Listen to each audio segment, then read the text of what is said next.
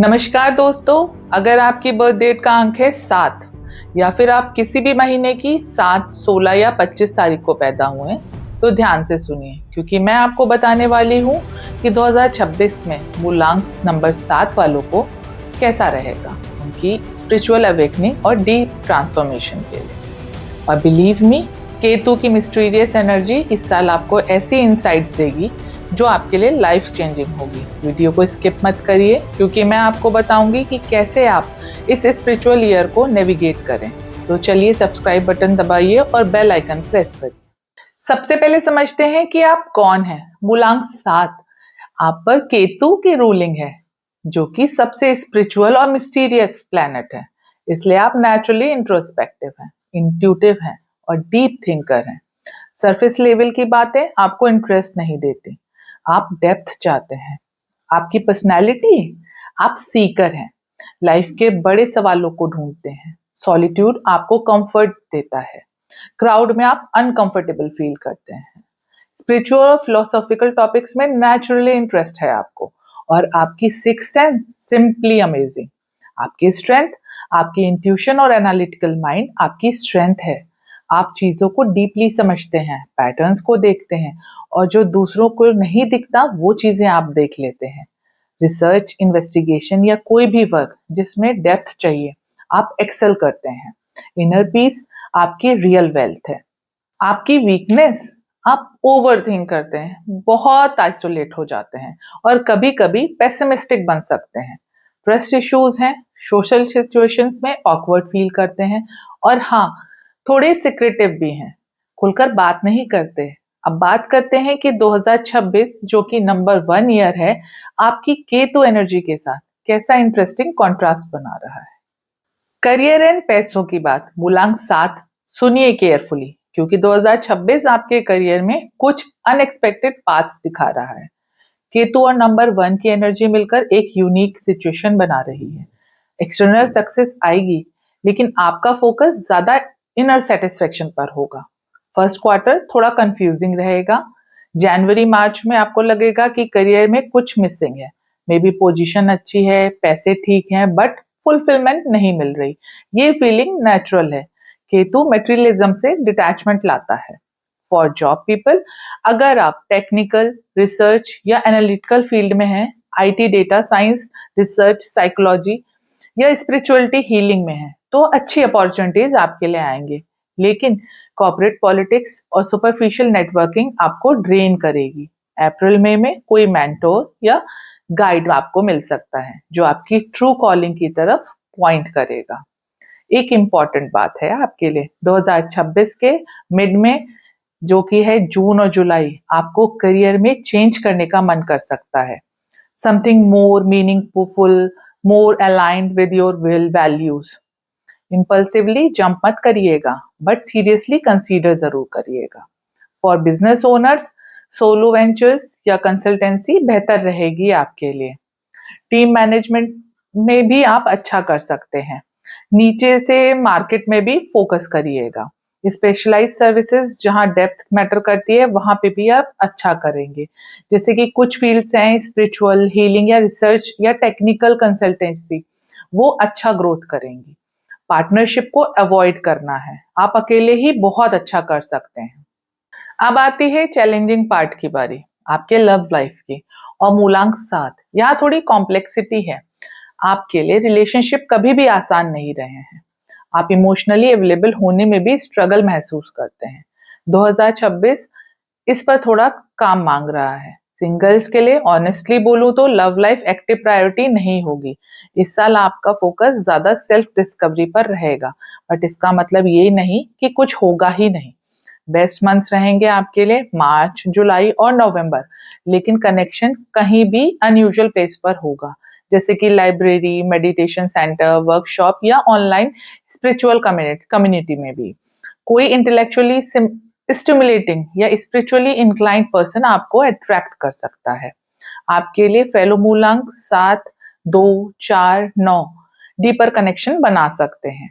Superficial attraction नहीं होगा आपका, सोल कनेक्शन चाहिए आपको। इंपॉर्टेंट वार्निंग है आपके लिए एक, अपनी वॉल्स थोड़ी सी कम करनी पड़ेंगी आपको। हर किसी को सस्पिशियस नजर से देखना जरूरी नहीं है।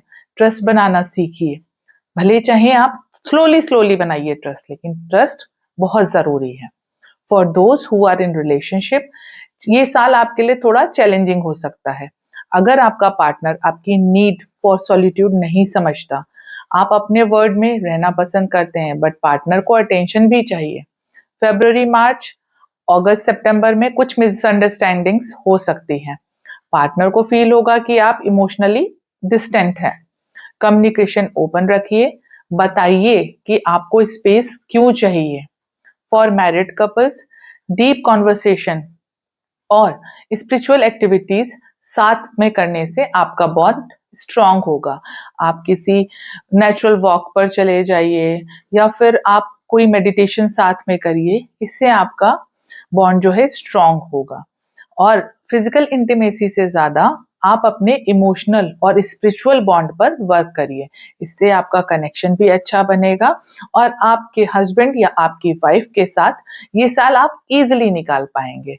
अगर बच्चे हैं तो उन्हें भी वैल्यूज और स्पिरिचुअलिटी सिखाने का अच्छा टाइम है ये।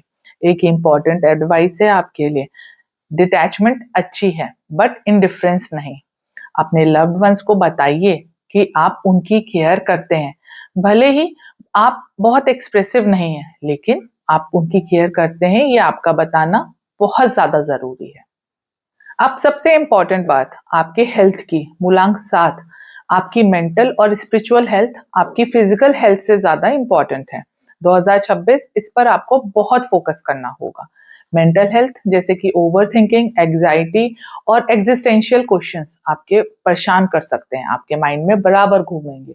जैसे कि लाइफ का पर्पस क्या है, इस तरीके के क्वेश्चन आपके माइंड में घूमते रहेंगे। ये नेचुरल है, बट इसमें लॉस्ट मत हो जाइएगा। फिजिकल हेल्थ, आपका नर्वस सिस्टम, स्टमक इश्यूज और स्लीप प्रॉब्लम्स ध्यान मांग रहे हैं।